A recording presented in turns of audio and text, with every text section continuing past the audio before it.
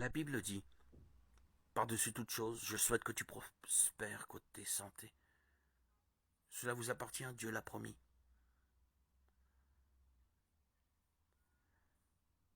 Et cette promesse est tout aussi efficace envers vous qu'elle l'était envers Israël. Il a dit, je vous ai donné ce pays, j'enverrai mon ange, cette colonne de feu devant vous, pour vous guider vers ce lieu. La guérison divine vous appartient, Dieu vous l'a promise. Il a envoyé le Saint-Esprit, et vous a guidé vers ce lieu. Et il nous appartient, le Dieu même qui a fait la promesse à Israël, vous l'a faite à vous. Et il est le même hier, aujourd'hui et éternellement. Il envoie les mêmes signes, les mêmes prodiges et les mêmes miracles.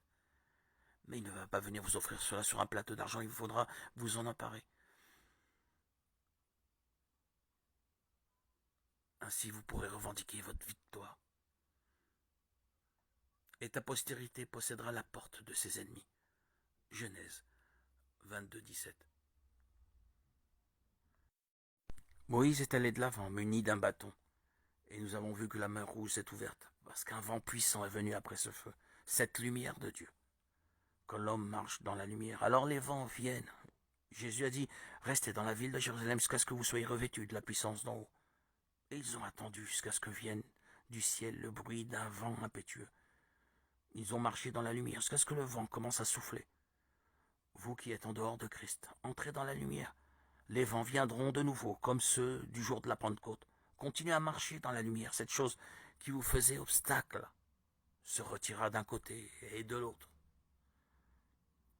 À la loi et au témoignage, si l'on ne parle pas ainsi,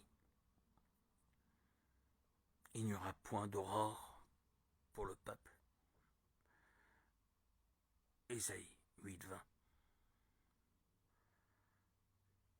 Entrez donc dans la lumière. Priez pour recevoir l'Esprit de Dieu, l'Esprit Saint, qui vous renouvellera. Et priez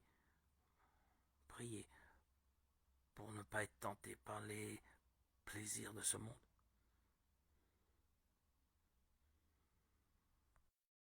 Judas ne faisait que jouer à l'église. Il n'était pas vraiment sincère, il n'avait pas réellement la foi. Il n'aurait jamais trahi Jésus, sinon.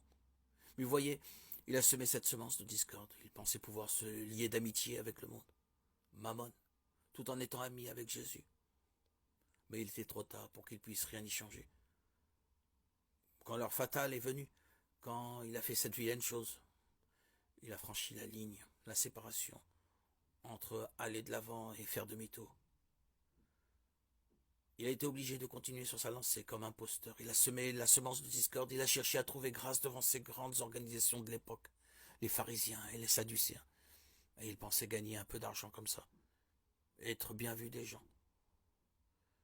N'est-ce pas ce qui amène tant de gens à donner dans cette discorde? Il cherche à trouver grâce devant l'homme. Trouvons grâce devant Dieu et non devant l'homme.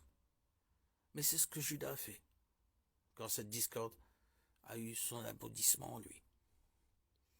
Ô Galates, dépourvus de sens, qui vous a fasciné pour que vous n'obéissiez plus à la vérité? Galates 3:1.